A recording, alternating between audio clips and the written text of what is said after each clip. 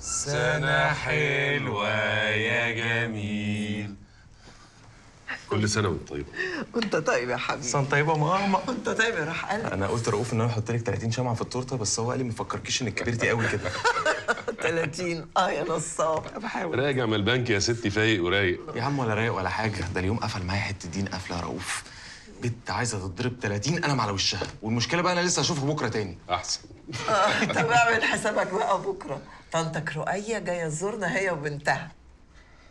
طب أنا أعمل لها إيه يا ماما؟ بنتها أصغر منك بسنتين ولسه ما اتجوزتش. أنا بقول كفاية بقى عزوبية لحد كده. طب بقول لك إيه بقى يا ماما؟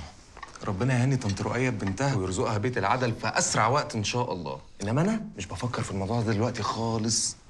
كل سنة وأنت طيبة يا حبيبتي، وفا لما تقطع التورتة يبقى هات لي حتة من عند الفراولة وهاتها لي جوه على الأوضة عشان آخد الجميل. ها؟ كل سنة وأنت طيبة يا ماما.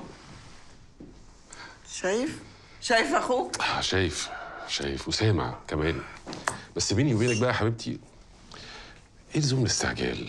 اللي اتجوزوا بدري خدوا ايه يا حبيبتي؟ نعم، بدري من عمرك يا حبيبي. اللي اتجوزوا بدري خدوا بيت وخدوا عيلة وخدوا أولاد. ولا بقى مستكتر عليه يتبسط زيك؟ زيي؟ لا طبعا، ده انا هدعي له يا حبيبتي. يا سلام، ده انا عايش في هنا وسعاده. طيب بقى ايدك في ايدي بقى نقنعه. ايدك في ايدي يا حبيبتي، نقطع التورته. طيب هقوم اجيب لك سكينة. نقفل بس موضوع سيف ده بعد اذنك. بلاش تضغطي عليه زي ما ضغطتي عليا زمان علشان موضوع الاحفاد، ممكن؟ لا، ان كان على الاحفاد يبقى هضغط وهضغط وهضغط. بالحق دي بقى بنت خالتك رجعت امبارح من امريكا.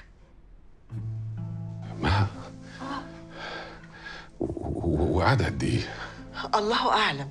الجيران شافوها وهي داخله بيت خالتك مع بنتها. ولولا بقى اللي بيني وبين منال الله يجازيها بقى كنت اتكلمت وسلمت عليها. هروح اجيب لك السكينه.